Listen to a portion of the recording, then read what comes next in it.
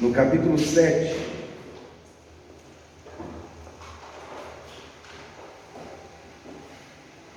versículo 54.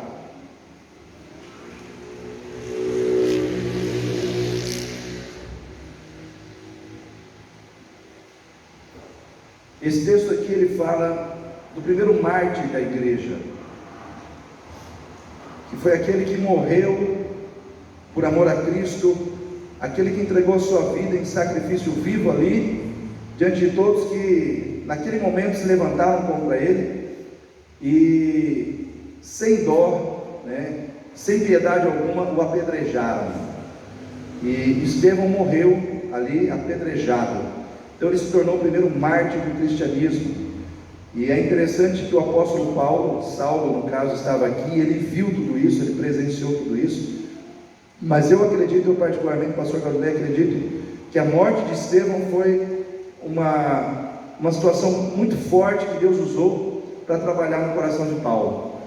Nós vemos a conversão de Paulo a Cristo lá no capítulo 9, quando ele está indo pelo caminho de Damasco, e quando o Senhor Jesus aparece para ele, ele cai no chão. Mas eu vejo que antes de Jesus se manifestar ao apóstolo Paulo, aqui Deus já começou a trabalhar no coração dele, pelo testemunho desse homem, o testemunho de Estevão.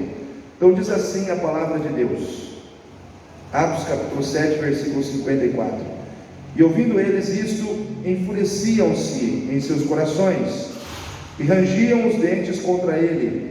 Mas ele, estando cheio do Espírito Santo, é isso que eu quero que nós vamos falar sobre isso, mas ele estando cheio do Espírito Santo, fixando os olhos no céu, viu a glória de Deus, e Jesus que estava à direita de Deus, e disse: Eis que vejo os céus abertos, e o Filho do Homem que está em pé, à mão direita de Deus.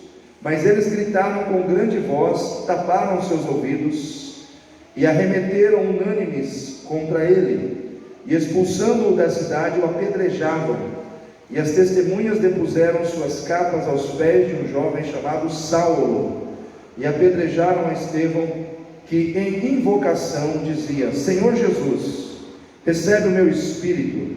E pondo-se de joelhos, clamou com grande voz: Senhor, não lhes imputes este pecado. E tendo dito isto, adormeceu. Amém, irmãos? Deus é bom, irmãos? Deus não foi bom porque ele não salvou Estevão? O que você acha, Cláudio? Deus não foi bom porque não salvou Estevão? De ser apedrejado? Deus é bom, mas Estevão foi apedrejado, Aí a gente pergunta, mas Deus não poderia ter livrado Estevão do apedrejamento? Às vezes fica aquelas indagações, Poxa vida, mas Estevão estava servindo a Deus e ele foi apedrejado. Irmãos, nós temos que entender o seguinte: Deus é bom, Ele é perfeitamente bom, Ele é infinitamente bom. Mas não é porque Deus é bom, Deus é perfeitamente bom, que Ele tem obrigação de nos livrar das situações que muitas vezes nós vamos enfrentar aqui, ou de todas as situações que nós vamos enfrentar aqui. Existem situações das quais Deus não vai nos livrar. Por quê? Porque o maior livramento que nós precisávamos, Ele já nos deu, que é o livramento da morte eterna, que é a salvação.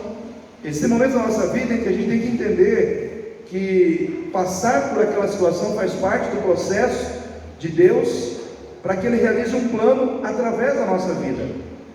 E o fato é que Estevão, ele precisou passar por aquela situação de apedrejamento, e o Senhor não o livrou, podendo livrá-lo. Deus poderia livrar Estevão da morte, do apedrejamento? Poderia, mas o fato é que naquele momento, na infinita sabedoria de Deus, na perfeita sabedoria de Deus, Ele quis levar Estevão para o céu.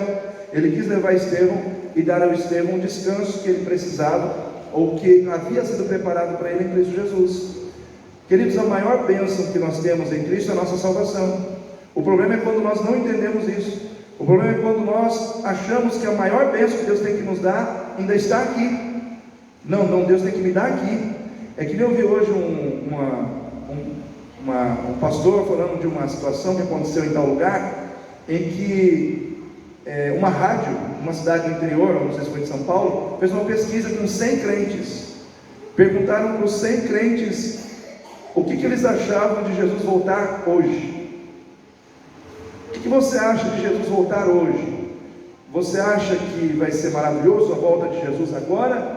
Ou, na sua opinião, em função dos seus planos, de coisas que você ainda quer realizar aqui na terra, Jesus pode demorar mais um pouquinho?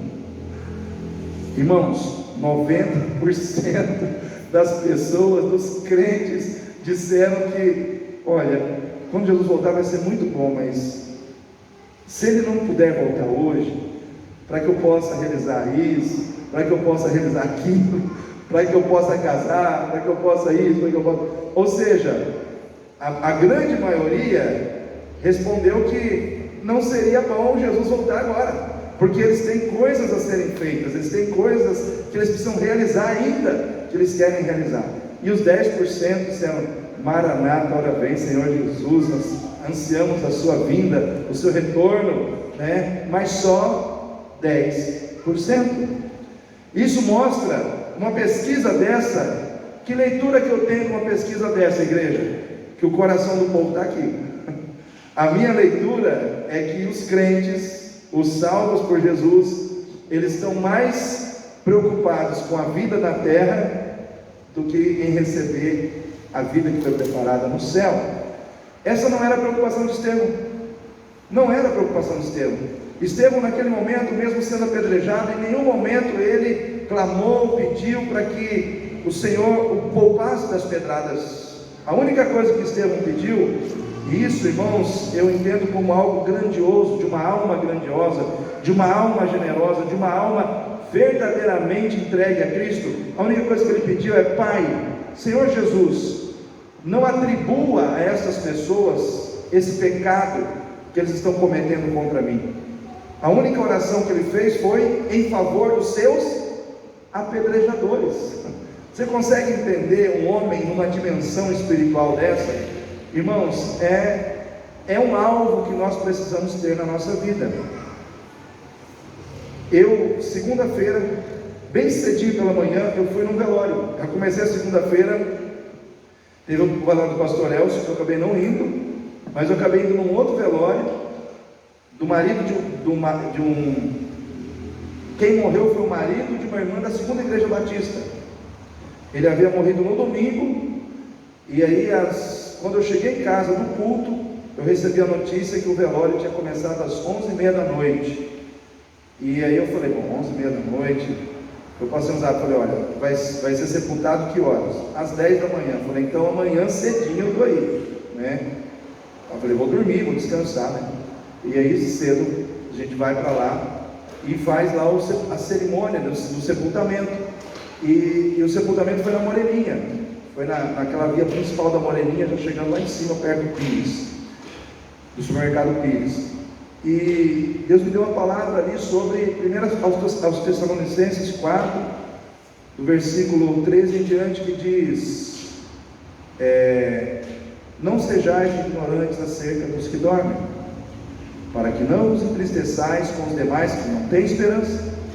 Porque se cremos que Jesus Cristo morreu e ressuscitou dentre os mortos, cremos que assim também nós ressuscitaremos com Ele. Porque dada o som da trombeta e dada a voz do arcanjo, o Senhor virá dos céus com os seus anjos, e os mortos ressuscitarão primeiro. Nós, os que ficarmos vivos, seremos arrebatados juntamente com eles nas nuvens para encontrar com o Senhor nos ares, e assim estaremos para sempre com o Senhor. Consolai-vos uns aos outros com essas palavras. E dentro dessa palavra Deus me deu a mensagem que deveria ser pregada nesse velório, mostrando a todo mundo ali que existem dois tipos de pessoas: que têm esperanças e que não têm. E da onde vem a esperança? Da fé. Porque quem não tem esperança é quem não tem fé. Porque quem não tem fé olha para a morte como o fim de tudo. Morreu, acabaram-se os sonhos, acabou-se tudo. Por quê? Porque a pessoa não tem fé, ela não consegue visualizar além do mundo físico.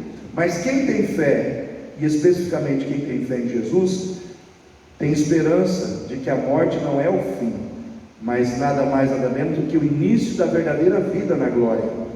Porque a Bíblia é um livro de fé, e por ser um livro de fé, ela abre o seu entendimento, a sua visão espiritual para o mundo espiritual que está além do mundo físico. E então eu falei, gente, o problema não é morrer, o problema é morrer sem Jesus, o problema é morrer sem termos a salvação em Cristo, pela nossa falta de fé em Jesus e no seu sacrifício na cruz. O problema não é morrer, o problema é morrer sem Jesus, porque quem morre sem Jesus morre sem esperança de vida eterna, de salvação, de perdão dos seus pecados, enfim. Só que a viúva, ela não queria que o marido morresse, mas o marido crente. E aí no finalzinho da pregação eu falei, irmã, o que Deus preparou de melhor para o seu marido, ele está recebendo agora, na glória. Não adianta nós vivermos aqui nesse mundo 150 anos, sendo que Deus preparou para nós a eternidade, uma vida sem dor, sem sofrimento, sem morte. E aí a gente muitas vezes quer que a pessoa viva aqui 100, 150, 200 anos, sendo que na realidade o que Deus tem para nós de melhor está na eternidade. Então quando alguém parte cheio de vida, cheio de anos de vida como ele partiu, já era uma pessoa já bastante idosa, irmãos, nós temos que agradecer a Deus, porque aquela pessoa foi para o seu descanso, foi descansar das suas obras. Então morrer não é o problema é morrer sem Jesus. Estevão, ele não morreu sem Jesus, ele morreu em Jesus, ele partiu para a glória, ele foi salvo, ele descansou dos seus trabalhos. E aí o que me chama a atenção aqui é que no momento que ele estava sendo oprimido, no momento que ele estava sendo perseguido, no momento que ele estava sendo maltratado pelas pessoas, a Bíblia diz que ele estava cheio do Espírito Santo. Cheio do Espírito Santo, ele olhou para os céus, ele viu os céus abertos, ele viu Deus, ele viu Jesus em pé à direita do trono de Deus, ele viu a glória dos céus, o Senhor Jesus ao lado do trono de Deus, ele viu toda essa visão maravilhosa, mas ele estava cheio do Espírito Santo. E é isso que eu quero nessa noite trabalhar nos nossos corações, sermos uma pessoa cheia do Espírito Santo. Uma pessoa cheia do Espírito Santo é uma pessoa que ela compreende o plano de Deus, ela não se revolta quando ela leva pedradas. Uma pessoa cheia do Espírito Santo, ela compreende que a vontade de Deus sempre é a melhor vontade para a sua vida, porque ela está cheia do Espírito Santo, ela tem uma visão diferente das situações, das circunstâncias, de si próprio, do mundo, das pessoas. E a minha proposta para mim e para você hoje é sermos cheios do Espírito Santo. Estevão foi um homem cheio do Espírito Santo. E por que ele foi cheio do Espírito Santo? O que é uma pessoa cheia do Espírito Santo? Na minha visão, algumas coisas aqui me fazem entender que para ser cheio do Espírito Santo, eu tenho que me encher também de algumas situações que me fazem chegar a essa condição de ser cheio do Espírito Santo. Estevão foi cheio do Espírito Santo por quê? Porque ele foi um homem que se encheu da palavra de Deus. Quem quer ser cheio do Espírito Santo aí? Se encha da palavra de Deus. Se encha da palavra de Deus. Quem quer ser cheio do Espírito Santo precisa se encher da palavra. Por que muitas vezes nós não estamos cheios do Espírito Santo? Porque nós estamos vazios da palavra e cheios do mundo. Estamos cheios de televisão, cheios da fofoca que os outros vêm contar para a gente. Estamos cheios de sentimentos ruins, negativos, cheios de mágoa, cheios de rancor, cheios disso, cheios de preocupação, mas estamos vazios da palavra de Deus. Irmãos, o nosso testemunho é fruto de tudo aquilo que sabemos de Deus e do que vivemos em Deus. Só que para mim saber como viver a vontade de Deus, o que Deus quer da minha vida, eu preciso entender isso. Para viver a vontade de Deus, eu preciso entender o que Deus quer de mim. Eu preciso entender a vontade de Deus, eu preciso entender os princípios de Deus. E eu só posso entender isso se eu me encher da palavra. O que o salmista diz? Lâmpada para os meus pés e luz para o meu caminho é a tua palavra. Quando nós nos enchemos da palavra, nós nos enchemos da sabedoria de Deus. O saber de Deus começa a entrar na nossa vida, e nós começamos a ter uma vida diferente. Nós começamos a nos encher, irmãos, da verdade, dos princípios, dos valores, das virtudes que estão na palavra, e isso começa a trabalhar dentro de nós, porque a palavra de Deus é viva. Ela é viva. Se ela é viva, então ela tem vida. Então, quando você começa a colocá-la para dentro de você, toda a vida que está por trás da letra, toda a vida que está por trás das palavras, começam também a fluir na sua vida. Por que o povo de Deus está sem vida? Porque o povo de Deus está sem palavra. Porque se a palavra é a vida, o que nós precisamos? Nos encher dessa palavra que é vida. Então, quando a gente se enche da palavra de Deus, a gente se enche de fé. O que diz Romanos 10, 17? Larson. Romanos capítulo 10, 17.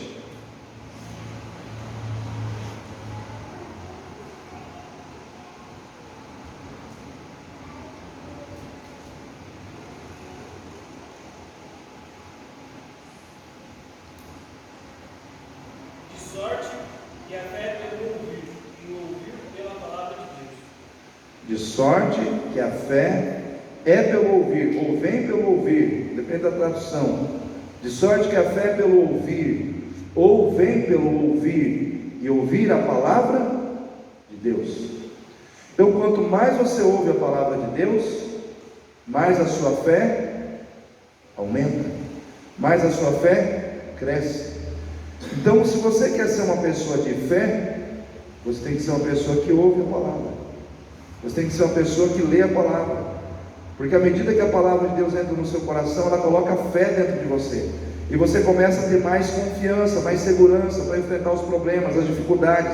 As lutas vêm, mas você não se abala, porque você tem fé, porque você está ouvindo a palavra, e porque você está ouvindo a palavra, você tem fé no agir de Deus, no trabalhar de Deus, você tem esperança que Deus vai agir. Está difícil, mas eu ouvi na palavra de Deus que Ele tem cuidado de mim. Eu ouvi na palavra de Deus que se eu lançar sobre Ele a minha ansiedade, Ele vai cuidar de mim. Eu ouvi na palavra de Deus que o Senhor, Ele diz para mim não andar ansioso por coisa alguma. Por quê? Porque Ele vai cuidar de mim. Então você começa a confiar, porque você ouviu isto na palavra, e aquilo entra no teu coração, e aquilo se encaixa com o momento que você está vivendo. Você está vivendo um momento de luta, e aquela palavra se encaixa exatamente naquela situação que você está vivendo, como uma palavra de segurança da parte de Deus. O que diz o Salmo 23? O Senhor é meu pastor, tudo me faltará, nada me faltará. Você já começou a declarar isso para você mesmo? Não, o Senhor é meu pastor, nada me faltará. Por que eu estou ansioso? Por que eu estou ansiosa? Se o Senhor é meu pastor, e se a palavra de Deus diz que por Ele ser o meu pastor, nada me faltará. Ele me faz andar em pastos verdejantes, Ele me guia às águas tranquilas, Ele refrigera a minha alma, Ele me guia pela vereda da justiça, pelo amor do seu nome. E ainda que eu andasse pelo vale da sombra da morte, não temerei mal algum, porque tu estás comigo, tua vara, teu cajado me consolam. Olha só, irmãos, quando a gente começa a colocar essa palavra dentro de nós, a gente começa a sentir a segurança que essa palavra traz. Segurança de conforto, segurança de apoio, segurança de presença no momento da dificuldade.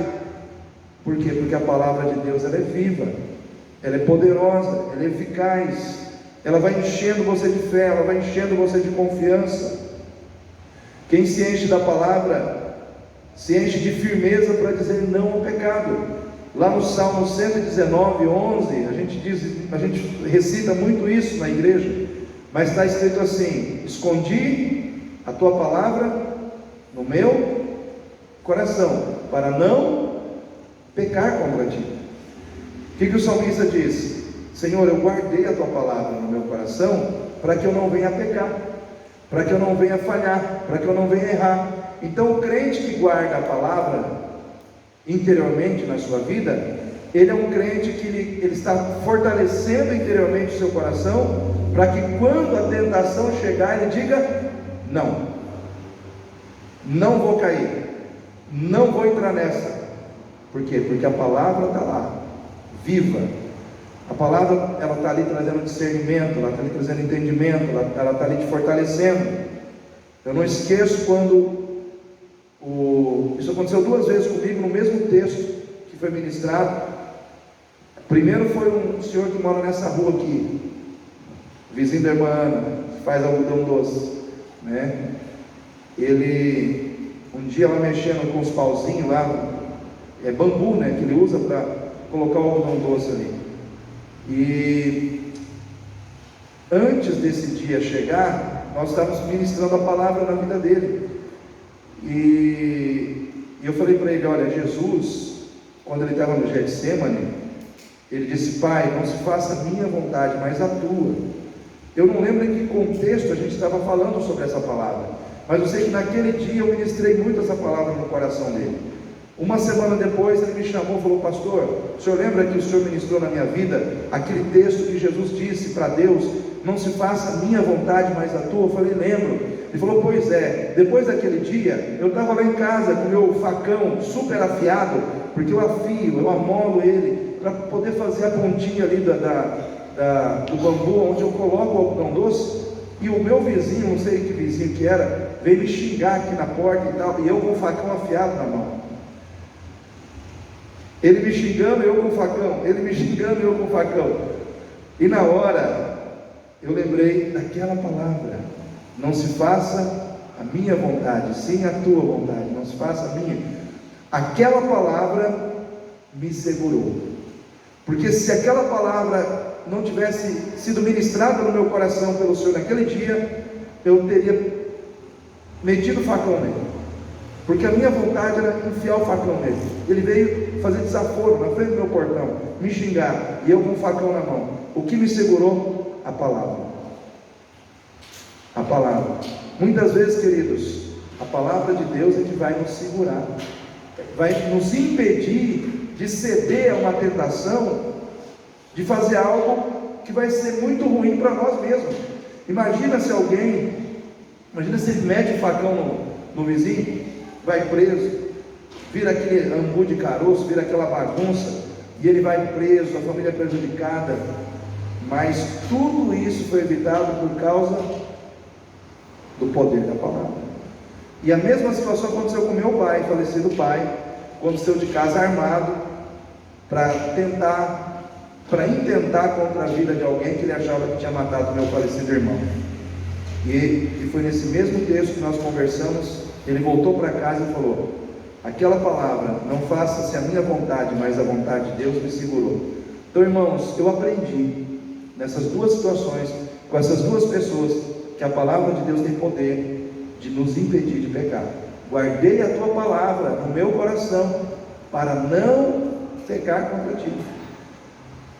Analisa isso que eu estou falando, olhando para Jesus no deserto, diante do diabo. Que a palavra de Deus diz que Jesus foi levado ao deserto para ser tentado. E todas as vezes que o diabo vinha e colocava uma tentação diante de Jesus, ele rebatia a tentação, recitando o quê? A palavra de Deus. Quando o diabo disse assim: você está com fome, 40 dias sem comer, transforma essas pedras em pães. O que Jesus respondeu? Está escrito: nem só de pão viverá o homem, mas de toda a palavra que sai da boca de Deus. Então, todas as vezes que o diabo vinha e tentava Jesus dizia: está escrito. Quando Jesus foi levado lá em cima no pináculo, e o diabo falou: lança-te daqui abaixo, porque está escrito na Bíblia que Deus dará ordem aos teus anjos para te segurarem nas mãos. O diabo citando parte do Salmo 91, tentando Jesus na palavra. Só que Jesus disse assim: também está escrito: não tentarás o Senhor teu Deus. Em outras palavras, Jesus foi vencendo o diabo na palavra. E a última tentação foi que o diabo ofereceu todos os reinos da terra para Jesus, dizendo: olha, tudo isso eu vou te dar se você me adorar. E Jesus diz: está escrito: somente servirás e somente adorarás ao Senhor teu Deus. E naquele momento o diabo foi embora. A vitória de Jesus não foi no braço, irmãos. Jesus não deu um cruzado no diabo de direita. Não. Jesus venceu o diabo na palavra. A sua luta contra o diabo tem que ser vencida aqui, na palavra. Quando a tentação chegar, você tem que estar com a palavra no coração. Tem gente que pega a Bíblia, abre no Salmo 91 e deixa dentro de casa. Resolve alguma coisa, irmãos? Só fica empoeirada aquela página, né? Vai ser a página mais empoeirada da Bíblia, mas não vai resolver nada, porque o diabo ele não tem medo da palavra aqui. Ele tem medo da palavra aqui. Ele tem medo da palavra no seu coração. Quando a palavra está dentro de você, aí sim o diabo te teme. Ele teme você. Quem se enche da palavra vive como discípulo e experimenta a libertação espiritual. Isso está lá em João 8, 31 e 32. Gostaria que alguém lesse para mim João 8, 31 e 32.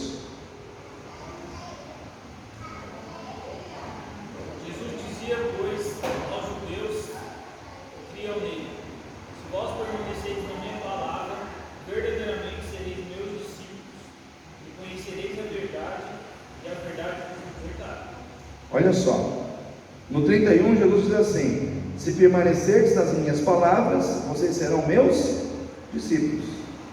E no 32 ele diz: e conhecereis a verdade, e a verdade vos libertará.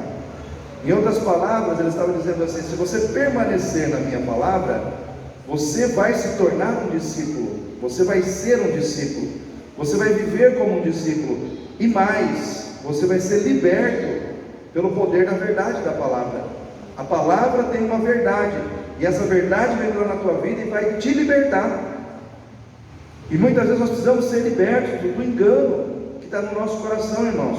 Quantas vezes nós estamos enganados acerca de muitas coisas na vida, e nós precisamos que a verdade da palavra venha nos libertar. O Davi está evangelizando uma jovem que ela é católica, e na cabeça dela Maria era virgem. Aí o Davi teve que ir lá na Bíblia e pegar e mostrar para ela que Maria, além de Jesus, teve mais 4 filhos homens e mais filhas mulheres, né? Então Maria, além de Jesus, ela teve Judas, ela teve Tiago, Simão e teve mais um, eu não lembro aqui agora, mas Maria teve mais 4 filhos homens. Só que aonde ela está não é dito isso para ela. Ela vai lá, participa de uma missa, volta para casa, mas ela não conhece nada de Bíblia, ela não sabe nada sobre o que aconteceu em muitas situações. Então o que acontece? A verdade vai entrando e vai libertando o coração da pessoa do engano que muitas vezes ela está no coração dela. Por quê? A palavra de Deus é a verdade, e nós não podemos ir contra essa verdade. Você quer se encher do Espírito Santo? Você tem que se encher da palavra. Amém, irmãos? Lá em Ezequiel 37 tem o vale dos ossos secos. Quando Deus pega o profeta lá e leva lá no vale, ele mostra aqueles ossos secos. Ele pergunta ao profeta: filho do homem, poderão viver esses ossos? E aí o profeta Ezequiel diz: Senhor, tu sabes.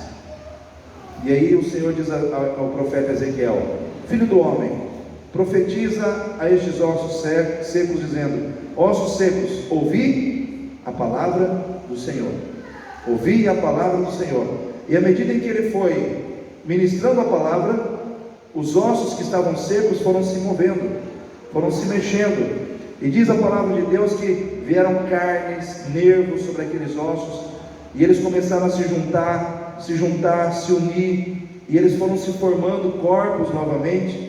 E daqui a pouco aqueles ossos secos, que estavam secos, representando a vida de alguém que estava totalmente morto, se colocou em pé novamente, com carne, com nervo, com corpo totalmente formado. Porque a palavra de Deus, ela tem o poder de reorganizar as coisas, de reconstruir. A palavra, ela tem o poder de ordenar o que está desordenado. Ela tem o poder de arrumar o que está bagunçado. Havia uma bagunça, só que a palavra de Deus foi arrumando, organizando, ordenando tudo que estava bagunçado. E muitas vezes na nossa vida os nossos sentimentos estão bagunçados, os nossos pensamentos estão bagunçados, existem vontades dentro de nós que estão bagunçadas. E o que vai colocar ordem em tudo isso? Ok, irmãos?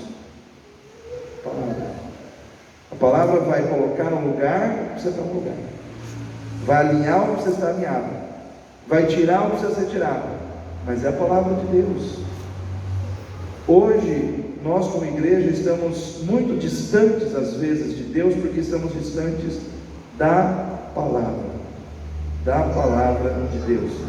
Ainda em João, capítulo 15, versículo 7, o Senhor Jesus diz assim: se permanecerdes em mim, e as minhas palavras estiverem em vós, pedireis o que quiseres, e vos será feito. Você imaginou nisso? Já imaginou essa palavra? Se as minhas palavras estiverem em vós, você pode pedir o que você quiser, e eu vou fazer. Porque quando a palavra de Deus está em nós, ela nos ensina como nós devemos orar, o que nós vamos pedir, como pedir. Agora, se nós estamos vazios da palavra, a gente pede o que não convém, pede o que não é do propósito de Deus para a nossa vida. Mas quando a palavra de Deus está em nós, é diferente. Tudo se alinha com a vontade de Deus. Uma pessoa cheia do Espírito Santo é cheia do Espírito Santo porque se enche da palavra. Uma pessoa cheia do Espírito Santo é cheia do Espírito Santo porque se enche da visão de Deus. Estevão, ele era um homem cheio da visão de Deus. Ele era uma pessoa que ele via além do natural. Ele viu os céus abertos, ele viu Jesus, ele viu Deus, ele viu as realidades espirituais da sua vida, coisa que os outros não viam. Ele tinha uma visão espiritual aberta, ele via as realidades espirituais como algo muito presente na sua vida. Quando nós temos a visão de Deus em nós, nós também começamos a ver as coisas como Deus vê. Então, quando você tem a visão de Deus, você é uma pessoa que se sensibiliza com a dor dos outros, com os problemas dos outros, porque a visão de Deus é cheia de misericórdia. Sim ou não, igreja? Deus não é um Deus que olha com misericórdia para as pessoas? Então, quando Jesus estava alimentando a multidão, diz a palavra de Deus que Jesus olhou para a multidão com compaixão. E aquela multidão estava faminta, não tinha o que comer. E aí os discípulos disseram: Senhor, despede a multidão, porque nós não temos o que dar para essa multidão que está faminta. Jesus diz: o que nós temos? Aí alguém aparece lá com cinco pães e 2 peixes. Já é trocado, né? Mas é 5 pães e 2 peixinhos. Jesus falou: me dá os 5 pães e os 2 peixinhos. E o que ele fez com os 5 pães e os 2 peixinhos, igreja? Ele multiplicou. Em outras palavras, ele arrumou uma solução para o problema da multidão que estava com fome, mas ele não despediu o povo com fome. Por quê? Porque a visão dele é uma visão de compaixão, de graça, de misericórdia. Então a visão de Deus, quando ela está em nós, nós também olhamos para as pessoas com compaixão, com graça, com misericórdia. A gente sente no nosso íntimo a dor do outro, a dificuldade do outro, a gente se dispõe a ajudar, a gente se dispõe a fazer alguma coisa. O problema é quando nós dizemos que somos de Deus, mas não sentimos a dor do outro, não olhamos com graça, não olhamos com misericórdia para aqueles que muitas vezes estão passando problemas e necessidades no nosso caminho. Então, se nós queremos ser pessoas cheias do Espírito Santo, nós temos que ser pessoas cheias da visão de Deus, olhar as pessoas com graça, olhar as pessoas com misericórdia, ajudar quem precisa ser ajudado. Alguns dias atrás eu ajudei um pastor que apareceu lá em casa pedindo uma cesta básica, e eu fui lá no mercado, comprei a cesta, entreguei para ele, e hoje ele me passou um vídeo de um trabalho maravilhoso que ele está fazendo lá no Jardim Los Angeles, cuidando de muitas famílias. Ele filmou lá o local onde eles estão se reunindo, e Deus abriu a porta para ele, Deus abriu uma casa, alguém cedeu uma casa para ele, ele está fazendo uma reunião com as pessoas lá, está fazendo um jantar para essas pessoas lá, toda reunião de culto lá, tem um jantar, porque as pessoas lá são carentes de alimento, de comida, e hoje ele passou uma relação para mim: pastor, eu quero, no meu próximo jantar, eu preciso disso. Aí eu falei: vou fazer um pix para você de tantos reais, mas você vê, uma ajuda que ele precisava, agora ele está ajudando outras pessoas, e assim, irmãos, é a obra de Deus. Nós temos que ver os necessitados e fazer alguma coisa para ajudar, nos mobilizarmos, irmos atrás de apoio, se necessário for, para colocar comida no prato de quem está com fome. Então isso é fazer a obra de Deus, e as pessoas estão se rendendo a Cristo porque estão vendo através da vida dele o amor de Cristo por elas. Então ele está cuidando das necessidades delas, das necessidades físicas, para depois cuidar das necessidades espirituais.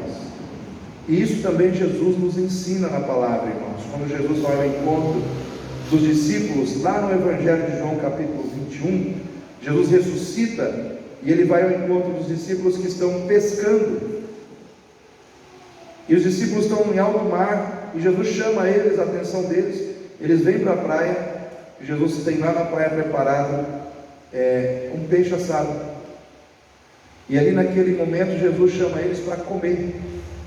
Em outras palavras, Jesus cuida da necessidade física deles, para depois entrar nas questões espirituais da vida deles. E isso muitas vezes nós precisamos aprender a fazer. Às vezes nós precisamos cuidar da necessidade das pessoas, para depois levar Jesus para as pessoas. Então se encha da visão de Deus. Quem tem a visão de Deus não se desespera com os problemas, porque a visão do Senhor, ela é movida pela fé. Aonde nós vemos problemas, Deus vê milagres, Deus vê oportunidades, Deus vê coisas grandiosas acontecendo. Então ali na multidão que precisava ser alimentada, os discípulos viam um problema, Jesus via um milagre. E eu pergunto para você, qual é a visão que tem dominado a sua vida? É a visão humana, que só vê o problema e em função disso vive preocupado, vive com medo, vive desesperado? Ou é a visão de Deus que te mostra que existe o problema, mas para aquele problema existe um milagre, existe uma ação de Deus, existe uma provisão de Deus, se você crer? Qual é a visão que tem sido mais forte no seu coração quando você está enfrentando os problemas? Então, qual é a visão que você tem? É a sua visão humana ou é a visão de Deus? Caminhando, irmãos, nessa mensagem, uma pessoa cheia do Espírito Santo, ela é cheia do Espírito Santo porque ela se enche do amor de Deus. Nós falamos agora há pouco do amor de Deus. E Estevão, ele foi um homem que ele foi apedrejado. As pessoas ali o cercaram, o prenderam e o apedrejaram.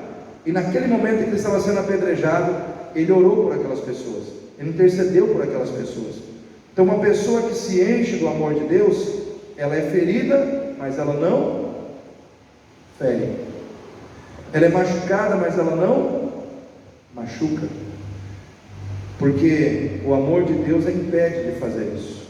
Se o amor de Deus está enchendo a sua vida, você será machucado, você será ferido, mas você suportará e não vai devolver na mesma moeda, não vai pagar da mesma maneira, né? Aí fora o lema é o seguinte: toma lá, dá cá.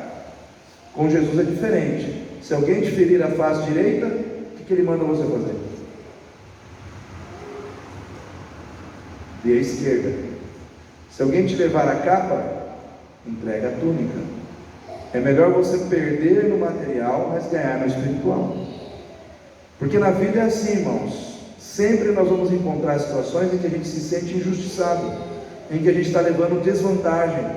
Mas muitas vezes é a oportunidade que a gente tem de demonstrar que o amor de Deus está na gente, que o amor de Deus está em nós. É nesses momentos que a gente realmente precisa evidenciar que o amor de Cristo é o amor que nos preenche, é o amor que conduz as nossas atitudes. Às vezes você vai perder num aspecto, mas você vai ganhar em outro muito maior, muito maior. Uma pessoa que é cheia do Espírito Santo, ela é cheia do Espírito Santo porque ela se enche de abnegação para renunciar a este mundo pela glória do céu. E foi isso que Estevão fez. Ele renunciou à glória do mundo pela glória do céu. Então ele morreu, ele partiu, ele foi apedrejado, mas o coração dele não estava aqui, o coração dele estava no céu, com o Senhor. Então, se nós queremos ser cheios do Espírito Santo, nós temos que entender qual é o nosso destino, aonde nós devemos colocar o nosso coração, qual é o nosso tesouro. Se você já ressuscitou com Cristo, o que a Bíblia diz? Pensai nas coisas que são de cima, onde Cristo está sentado à destra de Deus. Coloque sua atenção no céu, coloque a sua atenção nas coisas espirituais. Fazendo isso, você vai conseguir enfrentar com mais facilidade os problemas dessa terra. Irmãos, todos nós vamos um dia partir. A gente tem que estar preparado, né? Preparado. Um dia que o Senhor Jesus quiser me levar, eu estou preparado. Meu coração está no céu, a minha atenção está no céu. O dia que o Senhor me levar, eu estou preparado para ir. Mas enquanto o Senhor me quiser usar nessa terra, também estou preparado para servir o Senhor aqui. Mas nós temos que descansar nessa certeza. O mais importante é a nossa salvação em Cristo Jesus e a certeza da vida eterna que Ele nos dá na sua palavra. Amém? Vamos ficar em pé nesse momento? Quem recebe essa palavra? Amém? Feche seus olhos. Eu quero orar com você.